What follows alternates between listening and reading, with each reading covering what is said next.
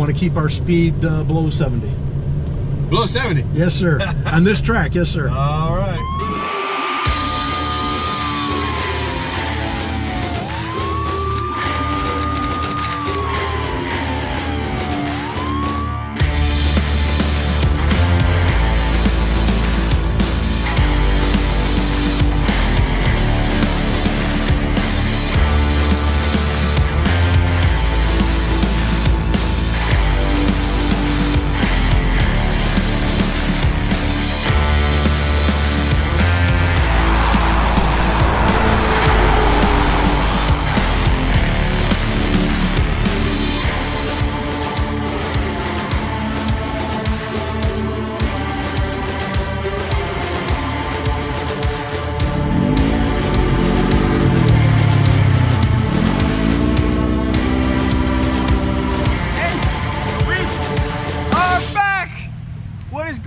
Guys, hold on a second.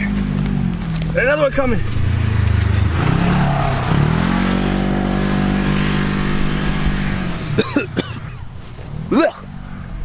What is going on, guys?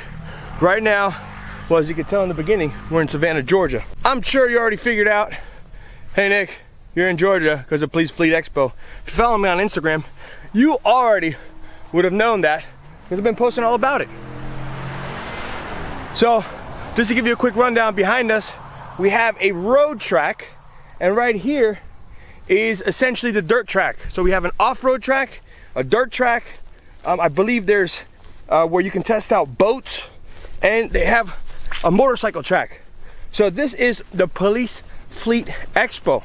Now, how did I get here? Well, my buddy Pete contacted me. He saw all the videos we've been posting about police cars, and he's like, hey, I got the perfect event for you. And hold on, there it is. Nod Squad. I run something called the Police Fleet Expo. And that's when we bring in vendors from all around the nation, the top vendors in law enforcement, and they come and bring out all their toys to show out to law enforcement agencies. So maybe the law enforcement agencies can utilize these vehicles or incorporate them into their fleet. So I gotta be careful because I don't want to get ran over on the track here. So like I said, street track going by, dirt track. So if you're a part of the event, all you have to do is just sign a waiver and you can come out here and test these vehicles. So I'm out here on the dirt track and the event is like way over there in the tree line.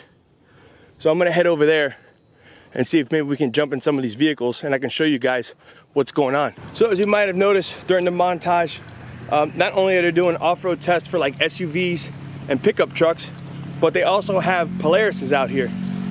And well, working in an urban environment, we do have a little bit of off-roading, but that element of police work, I don't really get to see too much because of the fact where we're at is mostly urban and streets. Here, you know, it makes sense to be testing these vehicles in the off-road because there's a lot of rural areas or even suburban areas all over the nation that have mountains, forest. So it's pretty cool. I mean, I think like that's the one that I want to drive the most, is do some off-roading, because I don't really get to do it over in Florida. So we'll see what happens. So I'm walking back. We're gonna meet up with Pete. Like I said, he's the guy who put all this together. He'll give us a rundown, a better rundown of what's going on and what to expect. Today's day one, goes on throughout the whole week. So I'm excited. Just to name some of the cars I saw out here. We have Dodge, Chrysler, which is essentially the same thing. We also have Ford and Chevy. All these companies make vehicles geared towards law enforcement. They put law enforcement package, or they call it a package, where they add a little bit more performance to the wheels, a little bit better wheels, better suspension, a little bit more of an engine. And that's just to help out with police work. Obviously, you guys know police work. Accelerate, stop, accelerate, stop. Car runs for a long amount of time. So your patrol car has to be a high performance vehicle. Almost there. Almost there. Oh yeah, take a look at that police car. I wonder who's in it. I wonder who's in it. Hi guys, are you done? I'm done. Okay, let's go. Havana White, guys. All right, if you guys were watching Instagram, you already knew she was here. Vamos, Havana White. Let's go. Let's go get this party started.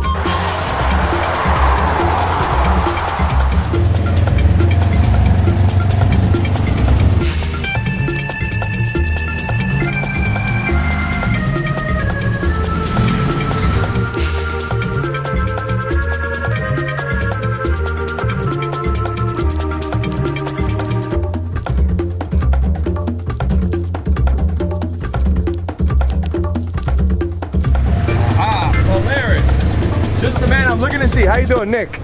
Welcome, Nick. How you doing? Tony with Polaris Government and Defense. How many vehicles you guys got out here today? Well, today we've got 4 that we're going to drive. We've got the Razor 900, we've got a General, and we've got 2 of the Ranger 1000s, both the 2-seat and a 4-seat, configured for law enforcement use. All right, we've cool. also got our Gem electric cars. These are on-road street legal, and we've got our new Pro XD. How do I get to drive these? What do I got to do? Well, we have you fill out a ride waiver. All right, let me just sign this ride waiver real quick. We've got some safety gear for you. We've got helmets, we've got goggles. All right, let me get. Sorry about that. Oh man. Good to go. Safety first. What was your name again? Tom Nelson. Tom Nelson with Polaris. Polaris. All right, what's going on? He's leaving me hanging. Polaris Commercial and Government Defense. All right, so let's get this thing going, huh? All right, there you go. Now I noticed we also have some lights and sirens worked up here. Everything's hooked up, maxed out to the T. Everything, yeah. We have Federal Signal, the Valor light bar on the roof, and then we have lights within the body of the vehicle. You can change them all from red, blue to all white for a search situation. And then we also have a message board on the back to tell people behind you what's going on. And it has several messages built into that. Enough of the chit chat, let's get started.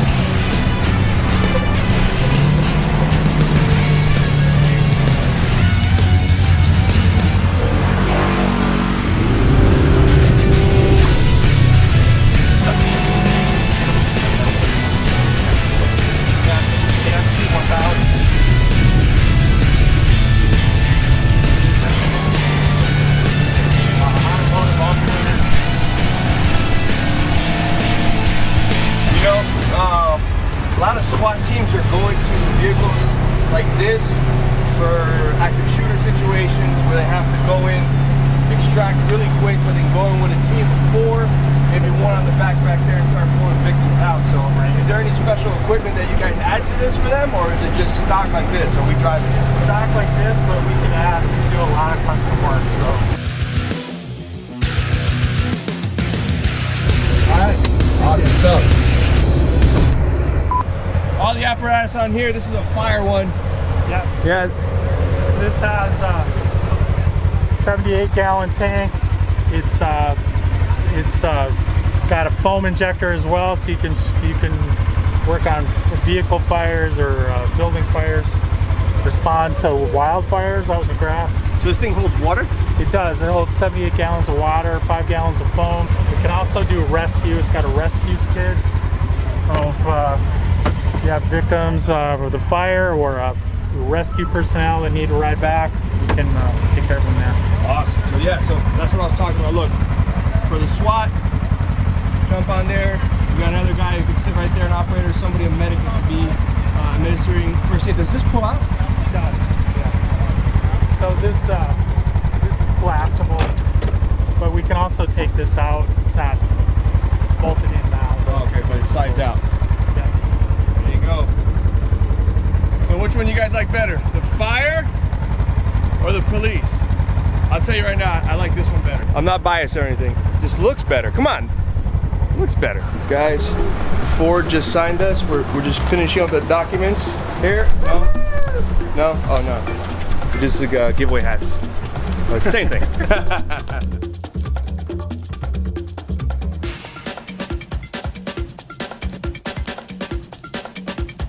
So this is the line.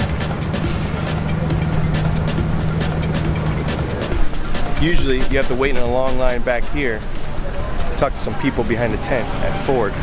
Hook this up. All right, you ready? Ready. So, introduce yourself to, look, the Nod Squad. Cool, I'm Steve Tyler. I'm the police brand marketing manager for Ford. All right. And today we're driving a 2020 Ford Police Interceptor utility with the standard hybrid powertrain. Nice. So hybrid, I've heard of it before, but in a police car? Yeah, absolutely. In fact, it's the ideal powertrain for a police car. You know, a lot of people have negative impression of hybrid powertrain, and I think what we've seen is, you know, some smaller vehicles that we're all familiar with, going 50 miles per hour in the fast lane, right? And that's kind of been our impression of hybrid so far. But this vehicle is going to turn that notion on its head. Awesome. Because this vehicle actually has more horsepower and torque, better acceleration, and higher top speed than our 3.7, which is the outgoing motor on the previous edition. All right, well, I'm excited to try it. Cool, let's go.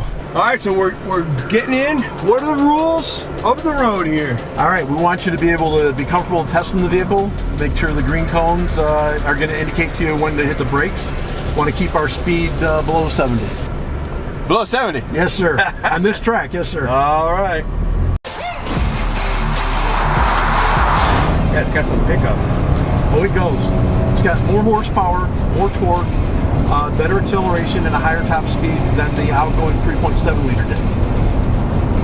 In fact, in testing at both Michigan State Police and Los Angeles County Sheriffs, this hybrid was actually beating the V8 powered utilities in those categories. I can feel it, man. Yeah, it goes. It's good, and it's got good handling here. Look at this, whipping around these turns. You're going to notice really solid braking too. Yeah, let's see here. I see some green cones up ahead. Yep, test the brakes out here. Oh, look at that. It stops. Wow. Yeah. I mean, it's a big car, you know?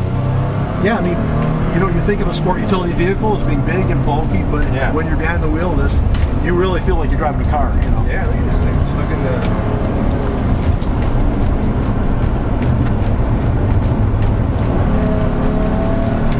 Here we go again. Brake cones. Look at that. Huge in law enforcement. Having those brakes. Yeah, pickup is good, but having those brakes are huge. Absolutely. You gotta really go and stop. Or you want to take it down a bit. Yeah. Without a doubt.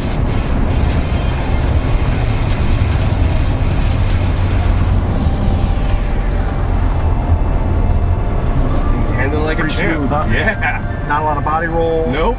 Real good control. Got the green light. Wait on this through. Some more green cones up there. Look at this thing. Wow. Everyone's worried about the pickup, which this has plenty of it, but the brakes are just as equally impressive. And it's a hybrid. Exactly. Wow. Yeah. So we were talking about earlier is that, you know, I work in an urban area, city area, a lot of streets and stuff, so you're constantly going, stopping, you know, getting out of the car. As a hybrid, you save tons of gas, I guess.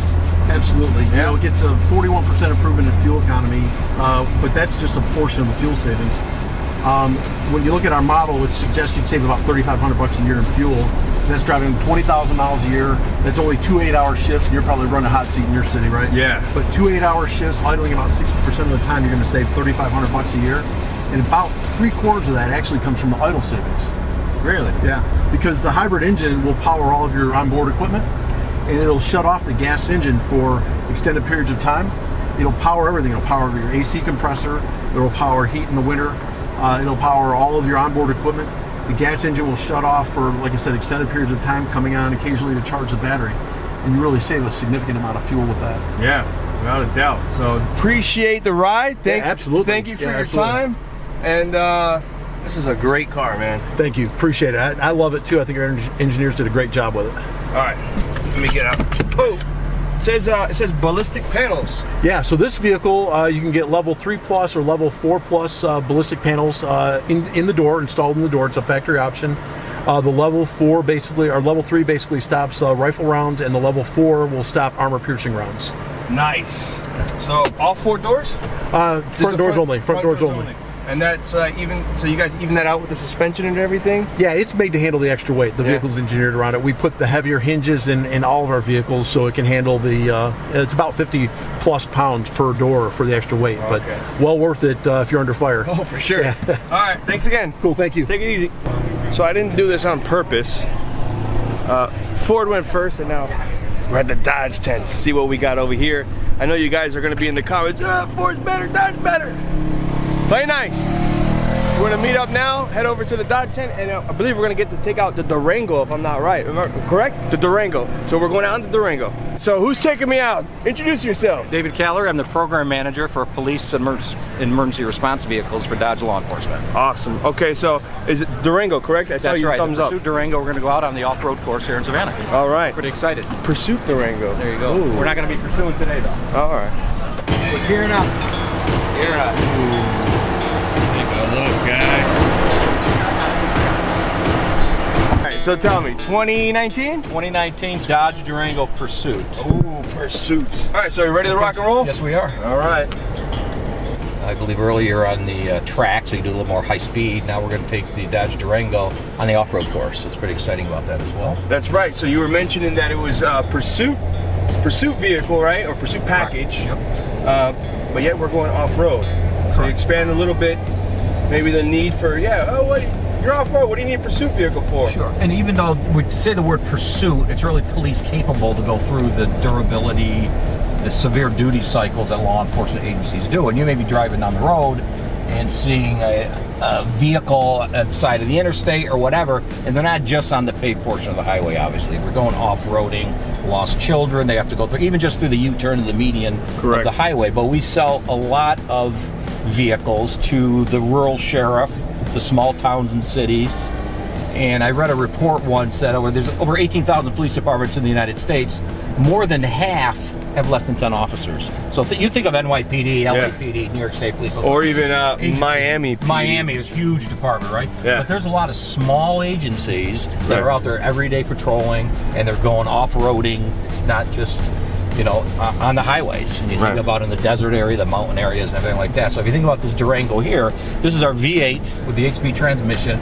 And the V8 is pretty unique because it has a 2-speed transfer case. So it truly has a low range. Let's say, I know in Miami you don't experience snow, but a lot of parts of the country you need that extra traction, as well as off-roading like this if you want to get into that four-wheel drive low, which this is very capable in the all-wheel drive on the single speed, so we shouldn't be able to have to engage that off-roading. Also, the Durango has over 8 inches of ground clearance. So if you think about this, you may not want to take a sedan into an area quite like this, just because, as you can see with some of the bumps and the ruts. But this is a lot of policing that go like this. It's not always, down at Miami Beach, I guess. Yeah, well, just to hurricanes come through, knock a lot of debris down, this would be perfect to go over that. We got some of those hurricanes over there.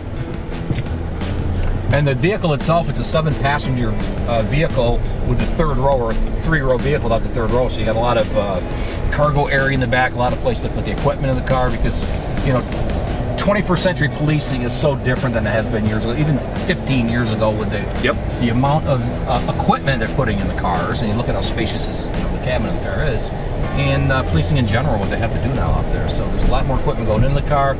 We're making the vehicles bigger. We're trying to, how do we think smarter to put a lot of this equipment in the cars? Correct. Organization's key too. Absolutely, yeah. And especially this, we're just having, quite frankly, a nice leisurely drive. But if you're either not even high speed, but a high stress situation. Yes. You can imagine you really revert back to what your training was, years ago when you went to the academy. So that's also, you want to have your creature comforts as far as the HVAC, you can reach it easily, your radio, your siren controllers, all that. So when you get into that stressful situation, your training kicks in. It helps that, and that's for driving. It's for many different things that the police officer does. So if you notice some of this high roads that we're getting through here, and as you can see, this handles us pretty well. Yeah. So the Durango in general is obviously electronic stability control, like braking, airbags. Actually, it has 7 airbags. It actually has an airbag by my feet. I kind of front of collision. You have the front airbags, but it'll actually also deploy down by the driver's ankles. It kind of locks you into the seat, as well as protecting the lower extremities from any sort of injury. Really? So you have the front bags. You have a curtain bag that comes down the sides, and also the seat has a thorax bag on outboard by the driver's door to protect the occupants of the vehicle. Now, is that standard, or is that's standard on that's standard on the vehicle across the board? Yes. First time I've heard. I mean, I'm sure it's been out and about, but that's the first time I've heard of that by the feet and the reason behind it. Sure. To keep them in there. The Charger similar has that 7th airbag as well, which a lot of times, if you think of the how the airbags have developed, it came from just the front to the side to the seat, and it's trying to make it as safe as possible for the occupants of the car. All right, and we're back in the thing, man. Great ride. Thank you very much. We appreciate it. We appreciate the opportunity. Thanks for giving us all the knowledge. Yep. Telling us about the car. It's a great car. Yeah, it is, and then off-road too. Absolutely. 2 thumbs up. 2 thumbs up. Thanks a lot. All right, take it easy. Yep. So all my General Motors fans, the Chevy, Buick, Caddy, I apologize, but the event only goes until 3, and it's 2:55 right now, so they shut it down. My bad. I apologize. I owe you one. Day 1 in the books with Havana White here. We got to tour some police cars. Got to drive. So mainly today was about driving. Like, get out there, get on the track, go on the dirt track and drive, because Wednesday we're gonna be inside talking about the police vehicles and get a little more in depth. So today was all about driving, and I would like to drive one more time. Maybe I can ride one of these bikes before we go. So let me see, they're breaking down. Hold on, let's see, let's talk to this guy. Hey, how you doing? Good, how are you? Hey, Jeff. Nick, nice to meet you. Nice to meet you, Nick. I see you putting away some of these awesome bikes, and I know we're about to leave. I didn't get a chance to get over here, but I've been seeing them all day. Can you run me down a little bit about the bikes and how these work? They're really an awesome bike, and they have a 1,000-watt motor in them and a 48-volt lithium-ion battery. So you can go up to 50 miles per charge.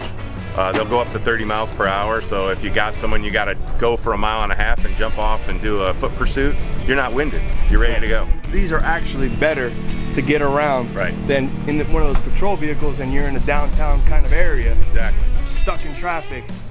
These bad boys right here. You know, especially with the active shooter program, UNCC now, after their shooting in April, has gone to these bikes as far as part of their active shooter response team. So you can get through campus, you can go off-road, you can weave through traffic to get to wherever you need to be quickly. Yep, absolutely. I saw you putting these away. Is there one maybe I can ride while you guys finish out? Yep, absolutely, as long as you don't wreck it. No wrecking it. No wrecking. So when you're riding it, there's 3 ways to ride it. Okay. Just like a regular bike. Okay. It has a thumb throttle. All right. So you can use the thumb throttle if you don't want to pedal at all. But really the most fun way to ride it, and the way most of the departments ride it, is with pedal assist. So you see this plus and minus right here, and that equates to that number over here. So I'm going to start you off in pedal assist level 2, and then you can change it as you please as you're riding. Okay. So run it down again. You can do throttle, which is right here. You can do a thumb throttle right here if you don't want to pedal at all. Okay. Or you can do pedal assist. Okay. So there's 5 levels of pedal assist, and you can change it depending on what the situation requires. All right, and then I'll see. This right here is basically a display of what I'm doing. Yeah, it's like your heads-up display. It tells you your power. It tells you how fast you're going. It tells you your range based on how you're riding the bike. So it provides a lot. You can even charge your phone on it. All right, and he's got some sweet mega tires on it. Yep, 4-inch tires. It comes in 4 or 4.5-inch tires, and then we have a liner in the tire to protect it from punctures. Nice. All right, is this Pursuit standards? This is Pursuit. Yes. This is the Interceptor model. All right, yes, I'm gonna do some pit maneuvers with this thing. Well, you can definitely do a power slide. Takes a little bit of training, but you can do it. And I noticed, but you guys just put it away, but you had there it is, a rail system. That's a trailer. To put on extra A trailer, equipment. yep, it'll hook right onto the rear, so if you have gear or medical equipment or whatever, you just put that on the trailer, hook it up to the back of the bike and go. Awesome. You don't even know it's there. No, man, look at that thing. That thing's cool. All right, well, I'm gonna jump on this thing, and we're gonna end day one here on one of these sweet policepowerbikes.com. Policepowerbikes.com, guys, go there, check it out, find out some more information. Tongue ties, long day. All right, here we go.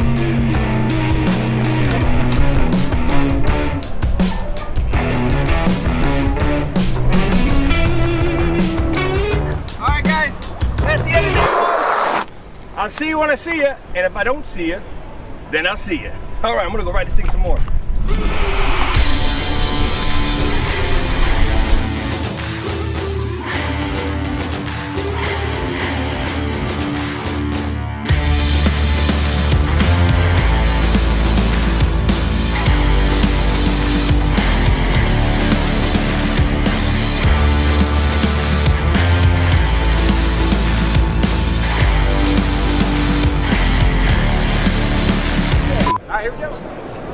This is the police department. A police dog will be released shortly to conduct a search. So what'd you think of day one of Police Fleet Expo? I enjoyed it very much. It was good. Yeah, it was good. Oh, but wait, did you tell them to represent? I didn't tell him to represent. Why don't you tell him to represent? Me? Do it! Okay.